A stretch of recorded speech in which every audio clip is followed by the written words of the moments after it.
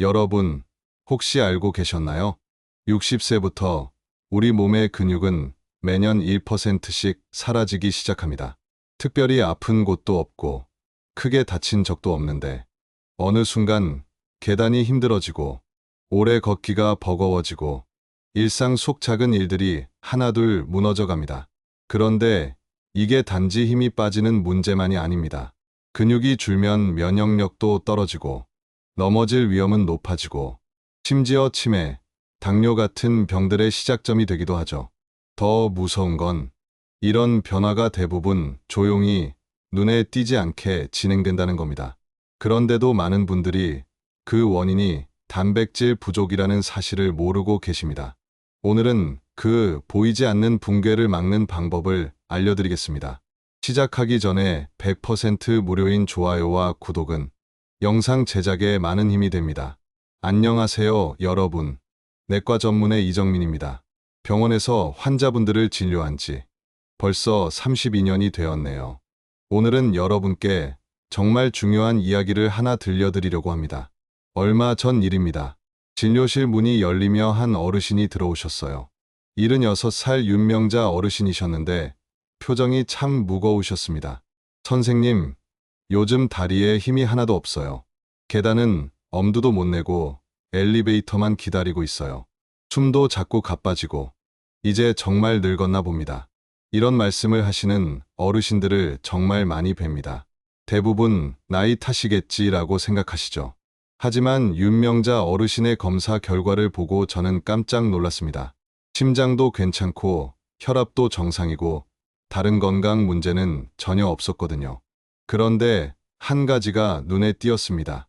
근육량이 심각하게 부족했어요. 그리고 자세히 물어보니 식사는 잘하신다고 하는데 단백질 섭취가 턱없이 부족했습니다. 아침에 죽 한 그릇, 점심에 국수, 저녁에 밥과 나물 몇 가지 이렇게 드시고 계셨어요. 어르신, 계란은 언제 마지막으로 드셨어요? 물어보니 글쎄요, 며칠 전에 하나 먹었나? 하시더라고요. 바로 그때 깨달았습니다. 이 어르신의 문제는 나이가 아니라 단백질 부족이었구나. 사실 우리 몸의 근육은 서서히 조용히 사라집니다. 60대부터 매년 조금씩 줄어들기 시작해요. 처음엔 별로 티가 안 나거든요. 그런데 10년이 지나면 상당한 양의 근육이 사라져 있습니다. 걷기가 힘들어지고 계단 오르기가 버거워지고 무거운 것을 들기 어려워져요. 더 무서운 건 근육이 줄어드는 게 단순히 힘이 없어지는 것만이 아니라는 겁니다. 우리 몸의 면역력도 떨어뜨리고 넘어질 위험도 높이고 심지어 당뇨나 치매 같은 질병과도 관련이 있어요. 근육은 그냥 힘을 내는 도구가 아니라 우리 몸 전체의 건강을 지키는 파수꾼 같은 존재거든요. 그런데 대부분의 어르신들이 이걸 모르세요. 나이 들면 의뢰 그런 거 아닌가 하고 넘어가시죠. 하지만 전혀 그렇지 않습니다. 올바른 방법을 알고 실천하면 일은 80이 되어도 건강하게 걸을 수 있어요. 윤명자 어르신께 단백질 식단을 알려드리고 석 달 후에 다시 배웠는데 완전히 다른 사람이 되어 계시더라고요. 선생님, 이제 계단도 올라가고 시장도 혼자 다녀와요. 이렇게 달라질 수 있는 줄 몰랐어요. 하시면서 환하게 웃으시는 모습을 보니 제 마음도 덩달아 따뜻해졌습니다. 오늘 이 시간에는 바로 그 비밀을 여러분께 모두 알려드리려고 합니다. 단백질이 우리 몸에서 어떤 일을 하는지, 나이가 들면 왜 더 많이 필요한지, 그리고 어떻게 하면 똑똑하게 섭취할 수 있는지 차근차근 설명해 드릴게요. 계란 하나로는 부족합니다. 이제는 바꿔야 할 때예요. 단백질이 부족하면 정확히 우리 몸에 어떤 일이 일어날까요? 많은 분들이 단백질 하면 근육만 생각하시는데 사실은 그보다 훨씬 광범위한 영향을 미칩니다. 먼저 면역력부터 말씀드릴게요. 우리 몸의 면역세포들, 바이러스나 세균과 싸우는 백혈구들도 모두 단백질로 만들어져요. 단백질이 부족하면 이 군사들이 제대로 만들어지지 않는 거죠. 그래서 감기에 자주 걸리고 한 번 아프면 회복이 더뎌집니다. 상처가 나도 잘 아물지 않고요. 심장도 마찬가지예요. 심장 근육이 힘차게 뛰려면 단백질이 필요해요. 부족하면 심장이 약해져서 조금만 움직여도 숨이 차고 계단 오르기가 힘들어집니다.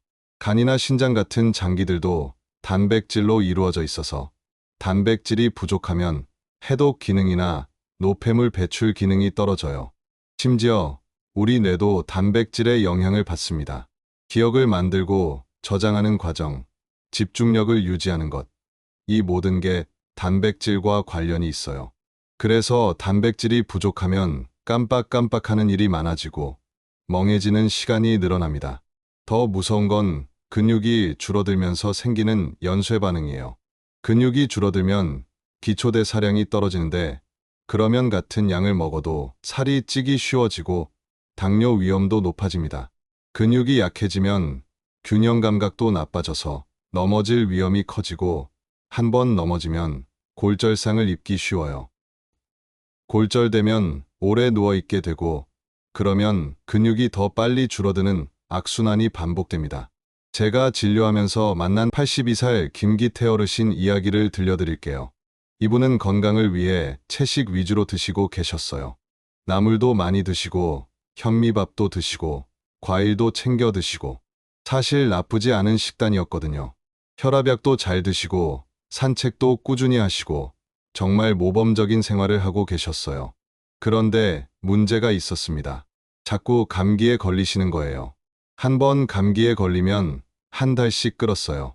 기침도 오래 하시고 목소리도 자꾸 쉬고 선생님, 이렇게 건강하게 살려고 노력하는데 왜 자꾸 아플까요? 하고 오셨거든요. 자세히 살펴보니 단백질 섭취가 턱없이 부족했습니다. 하루에 두부 한 모, 계란도 이틀에 한 개 정도. 이걸로는 82살 어르신의 몸을 유지하기에 부족했어요. 근육량을 재보니 정상보다 훨씬 적었고 혈액 검사에서도 단백질 수치가 낮게 나왔습니다. 김기태 어르신께 구체적인 방법을 알려드렸어요. 두부는 하루에 한 모가 아니라 두 모 드세요. 아침에 계란 하나씩은 꼭 드시고 점심에는 콩 반찬을 하나씩 추가하세요. 국에는 황태를 넣어서 끓이시고요. 처음엔 이렇게 많이 먹어도 될까요? 하시더라고요. 석 달 후에 어떻게 되셨을까요? 완전히 다른 사람이 되어 계시더라고요. 선생님, 요즘 감기도 안 걸려요. 걸려도 사나흘이면 금방 나아요. 그리고 힘도 훨씬 좋아졌어요. 근육량도 늘었고 혈액 검사 수치도 정상으로 돌아왔습니다. 이런 게 단백질의 힘이었군요. 하시면서 환하게 웃으시는 모습이 지금도 생생해요. 여기서 중요한 건 나이가 들수록 단백질 요구량이 늘어난다는 겁니다. 이게 참 아이러니해요. 나이가 들면 입맛도 떨어지고 양도 적게 먹게 되는데 정작 단백질은 더 많이 필요하다니까요. 왜 그럴까요? 우리 몸의 소화 시스템부터 달라져요. 위산 분비량이 줄어들고 소화 효소도 적게 나와요.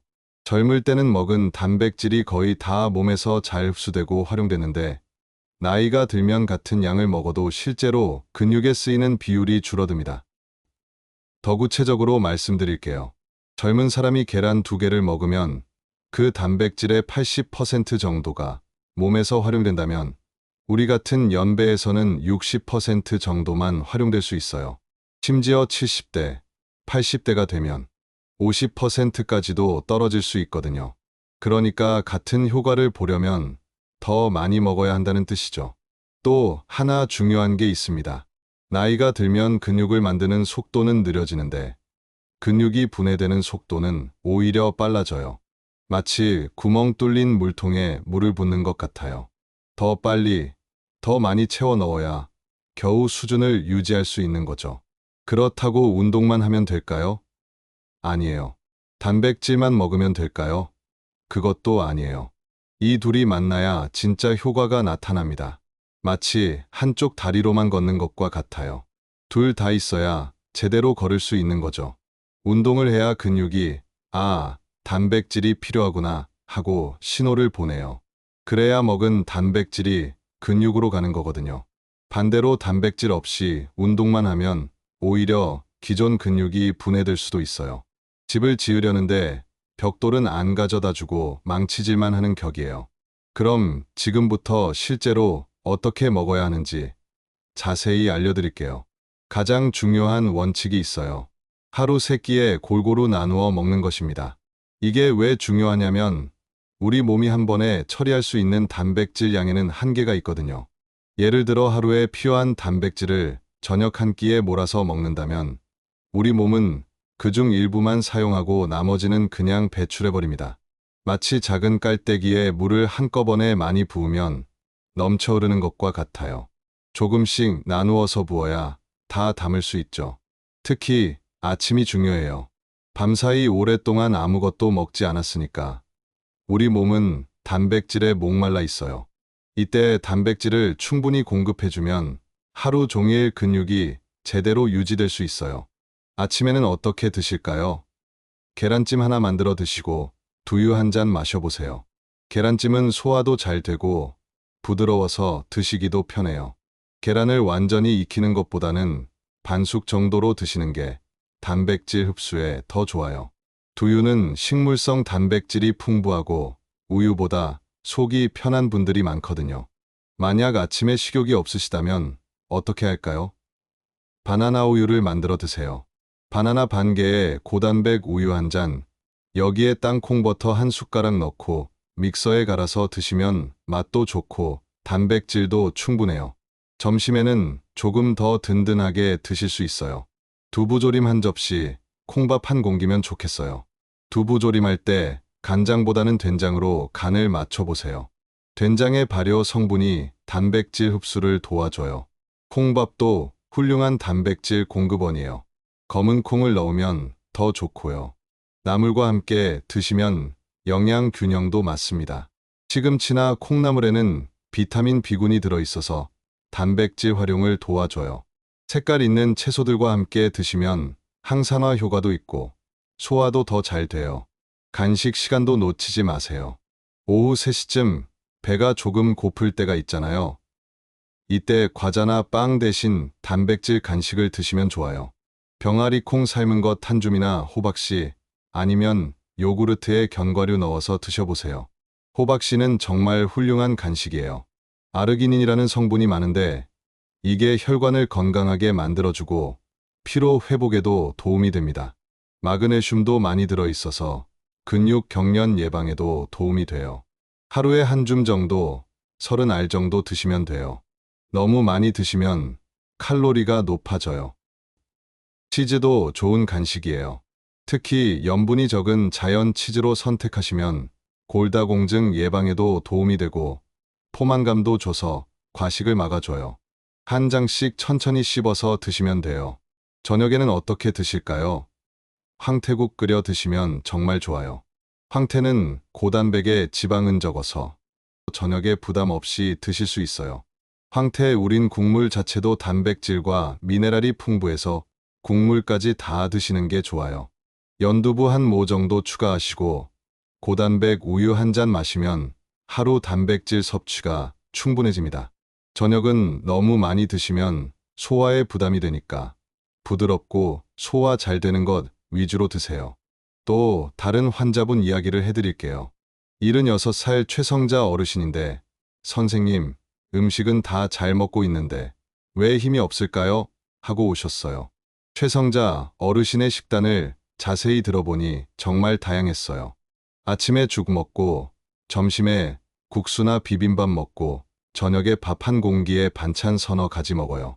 과일도 챙겨 먹고, 물도 많이 마셔요. 겉보기에는 정말 잘 드시는 것 같았거든요. 그런데 단백질만 따로 계산해 보니 문제가 있었어요. 하루에 필요한 양의 절반도 안 되었어요.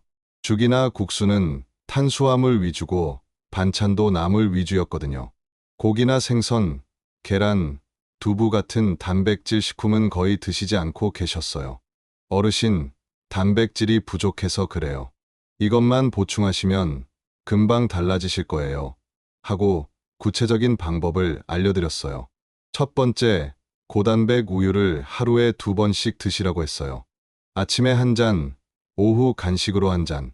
두 번째, 간식으로 호박씨를 드시라고 했어요.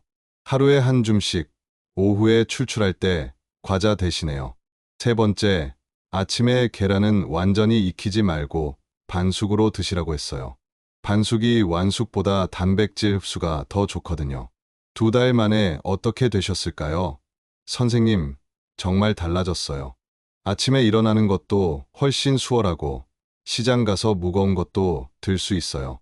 손자 업어주기도 해요. 이런 게 단백질의 힘이었구나 싶어요. 하시더라고요. 그런데 여기서 또 중요한 팁이 있어요.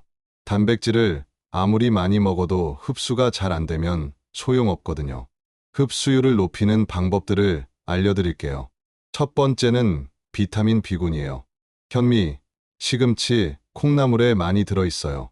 이걸 단백질과 함께 먹으면 우리 몸에서 단백질을 더 잘 활용할 수 있습니다.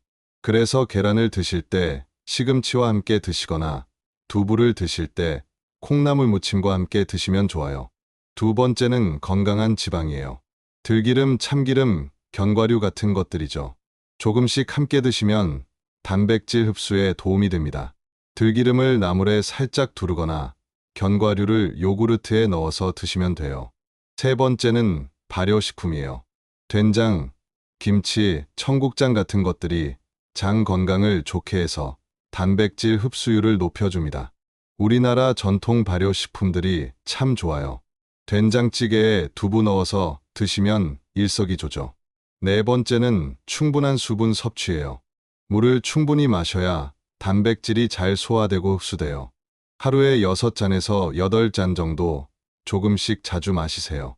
이제 좋은 단백질 식품들을 하나씩 자세히 소개해 드릴게요. 황태는 정말 노년층에게 최고의 단백질 공급원이에요.